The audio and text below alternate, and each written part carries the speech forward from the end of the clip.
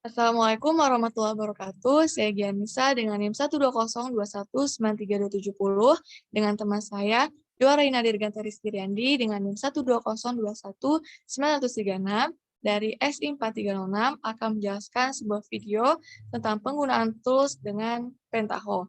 Tugas ini untuk memenuhi tugas 2 dari mata kuliah EAI. Baik, selanjutnya kita akan membahas tentang integrasi level data terlebih dahulu. Yang pertama, apa sih integrasi level data itu? Jadi integrasi data atau integrasi level data adalah proses penggabungan data yang berasal dari sumber yang berbeda. Nah, maksud di sini adalah dari beberapa warehouse yang berbeda. Tujuannya adalah untuk mendukung manajemen informasi serta pengolahan data menjadi informasi yang lebih baik atau menjadi informasi yang lebih sempurna. Nah, data yang diintegrasikan ini biasanya berasal dari beberapa sumber yang berbeda, sehingga kita akan melakukannya untuk menjadi satu data yang terpusat. Di sini kita akan membahas tentang satu studi kasus, yaitu Direktorat Kemahasiswaan Telkom University ingin membuat dashboard untuk data-data yang dikelola. Akan tetapi, data-data mahasiswa tersebar di direktorat dan fakultas yang berbeda. Nah, di sini kita dapat menyimpulkan bahwa ada satu masalah yang didapatkan dari studi kasus ini, yaitu ada beberapa jenis data yang masih tersebar di beberapa sumber data yang berbeda. Nah, untuk mengatasi atau untuk mengintegrasikannya, kita akan melakukan beberapa implementasi proses. Yang pertama, kita akan mengumpulkan beberapa data awal. Selanjutnya, yaitu adalah melakukan proses integrasinya melalui tools Pentaho, dan jadilah dashboard dalam sebuah aplikasi Tableau. Baik, selanjutnya, mengapa sih kita itu harus memberikan solusi integrasi level data untuk studi kasus ini? Jadi, yang pertama, data yang tersebar pada setiap direktorat dan fakultas itu dapat menjadi suatu aset jika dapat digabungkan menjadi bentuk yang komprehensif.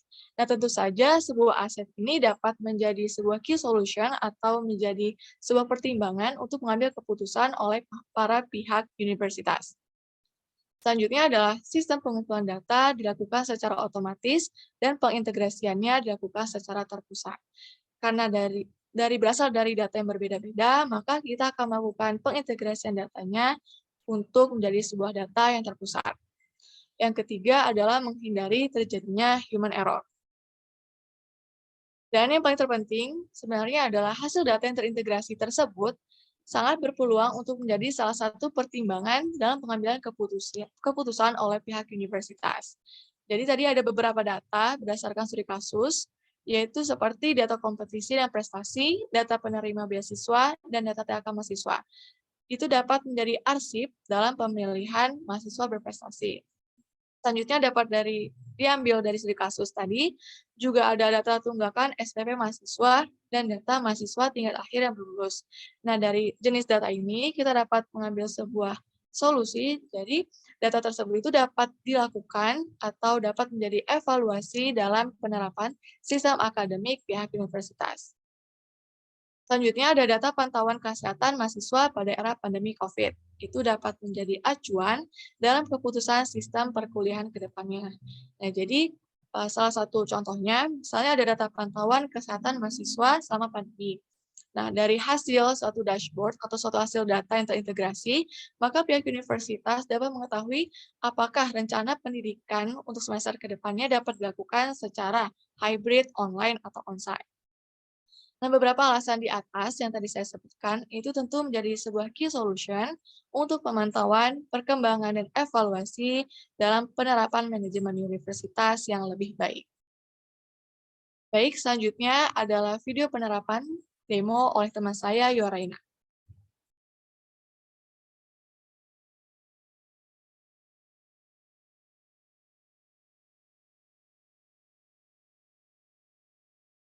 Oke, selanjutnya itu akan dilanjutkan oleh saya. Jadi, bagaimana ini kita mengintegrasikan data yang tadi kita kumpulkan, kemudian kita menggunakan Pentaho dan menjadi sebuah dashboard yang bisa kita baca datanya lebih baik dengan visual.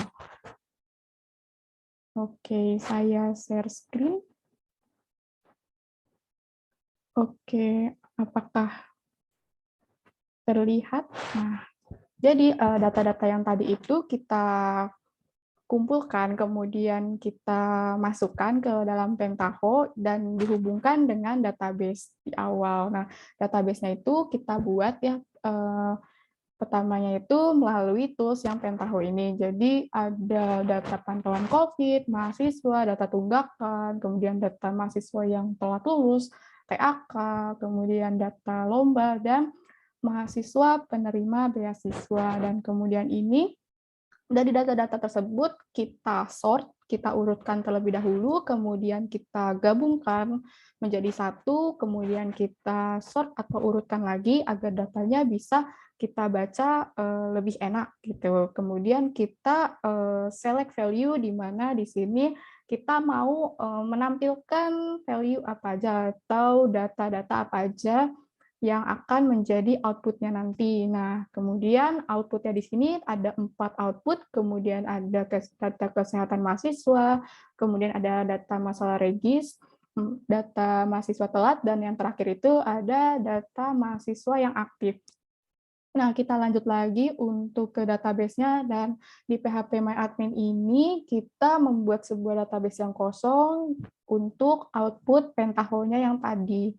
Nah, kemudian ada 4 output yang tadi, itu di sebelah sini, dan kemudian contohnya seperti ini.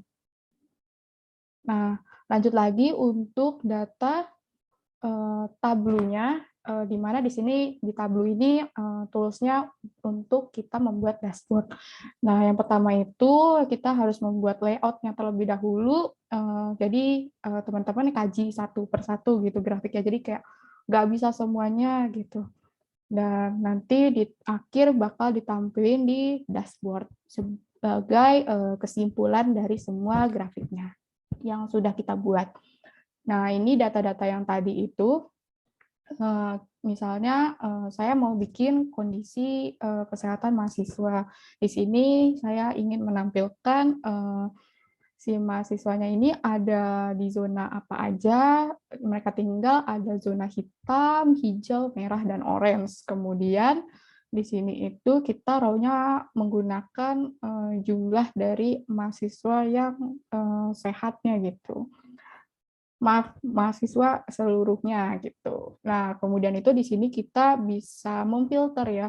Di sini saya filternya pakai kondisi ya. Jadi mahasiswa ini di zona tersebut sakit atau sehat nih. Jadi kalau misalnya kita mau nampilin yang sehat aja ya kayak gini, kalau misalnya kita mau nampilin semua kayak begini, dan kalau misalnya kita mau nampilin yang sakit, kita tinggal ubah aja. Nah, kayak gitu. Nah, kemudian yang data yang selanjutnya itu ada data mahasiswa yang aktif. Jadi di sini itu kita menggunakan pie chart. Nah, pie chart ini kita filternya menggunakan nama lombanya dan jenis beasiswanya. Nah, oh iya satu lagi saya lupa untuk menjelaskan bahwa di sini itu kita bisa mengubah tampilan-tampilan dari si grafiknya ini. Kita mau nampilin apa? Misalnya ada bentuk bar yang tadi, kemudian ada bentuk line, area, square, circle, shape, text, map, pie, game bar, dan sebagainya. Dan di sini kita menggunakan pie chart untuk data keaktifan mahasiswa. Nah, di sini juga kita bisa pilih-pilih warna. Kemudian kita bisa size-nya mau ngubah berapa jadi berapa. Kita bisa ngubah ya. Kemudian kita bisa membuat label. Jadi label di sini itu kita bakal tampilin tulisan-tulisan. Cuman di sini kita nggak pakai label karena menurut kami agak penuh ya kalau misalnya dipakai dan terlalu ramai dan akhirnya tidak terbaca gitu untuk data jelasnya. Jadi kita di sini solusinya menggunakan detail. Nah, detail ini kalau misalnya kita pencet tuh ada sebuah informasi, misalnya di sini ada jenis beasiswa, beasiswa YPT itu ada 3 mahasiswa yang mendapatkan beasiswa ini. Nah, kayak gitu. Ini juga bisa di-sort ya, yang ini.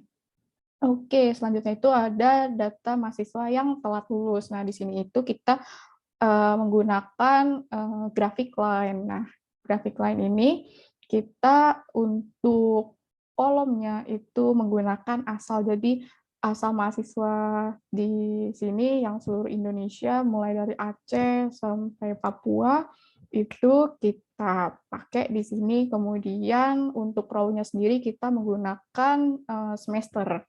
Dan filternya di sini tentunya pakai asal daerah mereka gitu. Misalnya nggak mau dari Bangka Belitung, nah datanya seperti ini, nggak mau dari Aceh, datanya seperti ini, nggak mau dari Banten, segini. Nah, kurang lebih kayak gitu nih teman-teman, hampir sama lah. Nah, selanjutnya itu ada data mahasiswa yang terdapat masalah saat masa regisnya. Nah, itu ada beberapa masalah, jadi kita untuk ngefilternya sendiri itu menggunakan alasan tunggakannya mereka. Nah, dan untuk kolomnya sendiri tentunya pakai jumlah mahasiswa yang bermasalah saat itu gitu.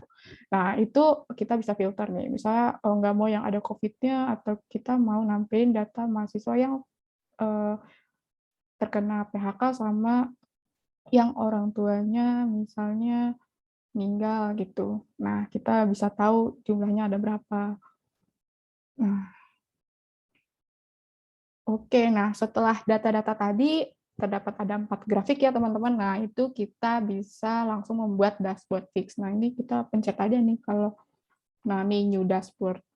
Nah, nanti dari dashboard-nya sendiri itu yang sheet atau layout yang tadi udah kita bikin, kita bisa langsung aja drag and drop ke sini. Misalnya teman-teman kondisi kesehatan mau di bawah ya sebenarnya sesuai selera ya teman-teman mau naruh di sebelah mananya. Nah, kalau kami untuk tata letaknya seperti ini gitu. Dan untuk dashboard-nya sendiri itu size-nya juga bisa berubah-berubah ya.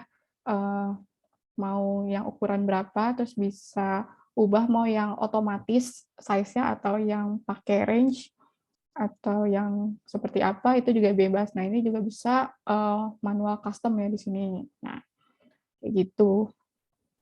Oke, nah ini adalah hasil dashboard kami. Nah, ini kan jadi lebih lebih apa ya? Lebih enak ya dilihat ya, karena semua datanya udah terdapat di sini gitu. Kita mau nampilin data apa aja. Dashboard ini juga jadi lebih responsif ya, kalau misalnya kami bilang gitu. Karena semuanya sudah disimpulkan data-data yang tadi dari fakultas, dari jurusan, itu juga semuanya udah kita jadiin satu di sini. Jadinya untuk nanti orang-orang yang akan melihat itu, oh ternyata datanya seperti ini. Kurang lebih kayak gitu nih teman-teman. Nah, mungkin sekian ya dari kami untuk presentasinya. Kurang lebihnya mohon maaf, semoga bermanfaat ya teman-teman. Wassalamualaikum warahmatullahi wabarakatuh.